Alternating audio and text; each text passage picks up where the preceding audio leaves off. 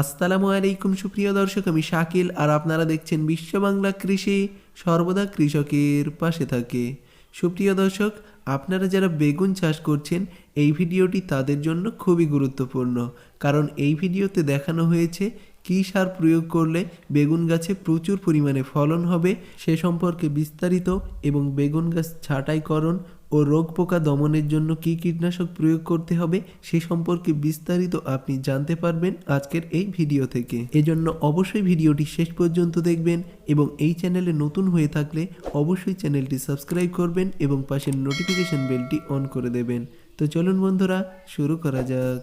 সুপ্রিয় দর্শক, সর্বপ্রথম যে কাজটি করতে হবে সেটা হলো গাছ ছাঁটাইকরণ।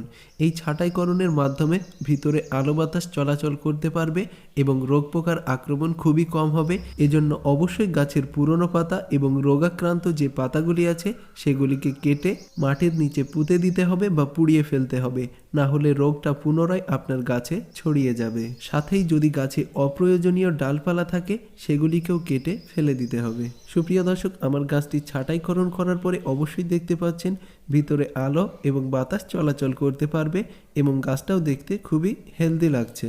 এবং এই গাছটির নিচ দিয়ে অনেকগুলি ডালপালা বার হচ্ছে নতুন, এটাতেও প্রচুর পরিমাণে ফলন হবে। এবং সর্বদা গাছের গোড়ার অংশটা পরিষ্কার পরিচ্ছন্ন রাখতে হবে, যেন কোনো আগাছা না থাকে, এটা অবশ্যই খেয়াল রাখতে হবে।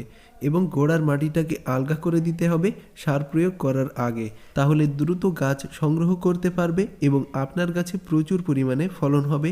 এজন্য অবশ্যই গাছের গোড়ার মাটিটাকে আলগা করতেই হবে এবং গাছের গোড়া থেকে 4 বা 5 ইঞ্চি দূরত্ব দিয়েই এই কাজটি করতে হবে। গাছের একদম কাছে আলগা করা যাবে না, ওখানে অনেক শিকড় থাকে, শিকড়গুলি ড্যামেজ হয়ে যেতে পারে। এজন্য অবশ্যই 4 থেকে 5 ইঞ্চি ছেড়ে দিতে হবে। এবং আমার এই গাছের গোড়ার অংশটা আলগা করে নিয়েছি, এবার এটাতে সার প্রয়োগ করতে হবে। এখানে আমি 1 বছর পুরনো মুরগির বিষটা ব্যবহার করছি। এটাকে কম্পোস্ট তৈরি করে নিয়েছি এবং এটাই গাছে প্রয়োগ করব। এটি খুবই গুরুত্বপূর্ণ বেগুন গাছের জন্য, আর এটি ব্যবহার করলে বেগুনের সাইজ বড় হবে এবং প্রচুর পরিমাণে ফলন হবে। এবং বন্ধুরা, এর সাথে আমি সরিষার খৈল গুঁড়া করে নিয়ে ব্যবহার করছি। এটি ব্যবহার করলে প্রচুর পরিমাণে ফলন হবে, আর এই দুটি উপাদান একত্রিত মিশিয়ে যদি ব্যবহার করা যায় তাহলে ফলন অবশ্যই গ্যারান্টি সহ বাড়বে। সুপ্রিয় দর্শক, এখানে আমি 1 কেজি মুরগির বিষটা থেকে তৈরি করা সার ব্যবহার করছি এবং 50 গ্রাম সরিষার খৈল গুঁড়া করে নিয়ে ব্যবহার করছি। এবার এই দুটি উপাদানকে খুব ভালোভাবে মিশিয়ে নিতে হবে। প্রয়োজনে আপনারা পোল্ট্রির লিটার ব্যবহার করতে পারেন, এটাও খুবই কার্যকরী গাছের জন্য, কিন্তু এটা অবশ্যই 1 বছর পচিয়ে নিয়ে তারপরেই গাছে ব্যবহার করতে হবে। আর এটা বেগুন গাছের জন্য খুবই উপযোগী, আপনি যদি ব্যবহার না করেন তাহলে বুঝতে পারবেন না। এবার এই মিশিয়ে নেওয়া উপাদানটাকে আমি বেগুন গাছের গোড়ায় প্রয়োগ করব ডাইরেক্ট।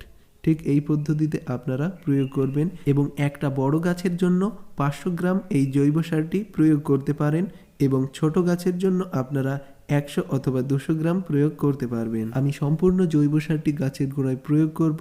এটা প্রয়োগ করার পরেই আপনারা এর রেজাল্টটা দেখতে পাবেন। এরপরে নিড়ানি ব্যবহার করে পুনরায় গাছের গোড়ার আলগা করে নেওয়া মাটির সাথে ভালোভাবে মিশিয়ে নিতে হবে, তাহলে গাছ দ্রুত এটি সংগ্রহ করতে পারবে। এরপর গাছের গোড়ায় পানি প্রয়োগ করতে হবে। এখানে আমি পানি প্রয়োগ করছি এবং গাছের গোড়ার মাটি যদি খুবই ভেজা থাকে তাহলে পানি প্রয়োগ করার কোনো প্রয়োজন নেই। এই গাছটির গোড়ায় আমি সামান্য পরিমাণে পানি প্রয়োগ করেছি এবং একটি পাতা ওঠানোর পরে নিচে দেখলাম জাব পোকা এবং সাদামাছি আক্রমণ করেছে। ম্যাক্রোলেন্সে আপনারা খুব ভালোভাবে এটাকে দেখতে পাবেন। সাধারণত বেগুন গাছে জাব পোকা এবং সাদামাছি প্রচুর পরিমাণে আক্রমণ করে এবং এর পাতা থেকে রস শুষে খায়, ফলে গাছের পাতাটা কুঁকড়ে যায় এবং ফলন ভালো হয় না। এজন্য অবশ্যই এটাকে দমন করতে হবে এবং দমন করার জন্য আমি ইমিডাক্লোরোপিড 17.8% SL ব্যবহার করছি। এটা 1 লিটার পানিতে 1 ml প্রয়োগ করতে হবে। আর আমার কাছে যে গাছটি আছে এই গাছটিকে 1 লিটার পানিতে খুব ভালোভাবে ধুয়ে দেওয়া যাবে, এজন্য আমি 1 ml ইমিডাক্লোরোপিড নিয়ে নিচ্ছি এবং এরই সাথে আমি ছত্রাকনাশক স্প্রে করব। আমি এখানে সাব ফাঙ্গিসাইড ব্যবহার করছি 2.5 গ্রাম 1 লিটার পানির জন্য।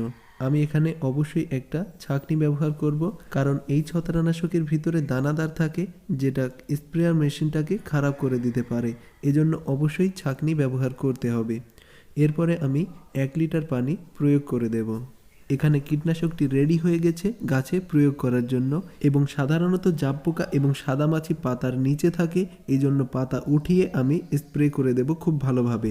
পাতার নিচে এবং উপরে দুই সাইডেই আমি খুব ভালোভাবে এই কীটনাশকটি প্রয়োগ করব এবং পুরো গাছটিকে আমি ধুয়ে দেব। তাহলেই এই সমস্যার সমাধান হবে, নচেত এই সমস্যার কোনো সমাধান হবে না।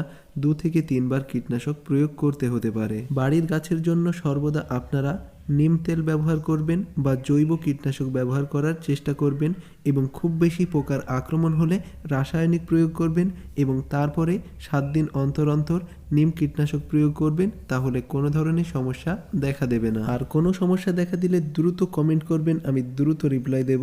এবং ভিডিওটি ভালো লাগলে অবশ্যই লাইক করবেন এবং চ্যানেলের পাশে থাকতে অবশ্যই চ্যানেলটি সাবস্ক্রাইব করবেন। ধৈর্য ধরে এই ভিডিওটি শেষ পর্যন্ত দেখার জন্য আপনাকে অসংখ্য ধন্যবাদ। থ্যাঙ্কস ফর ওয়াচিং বিশ্ব বাংলা কৃষি।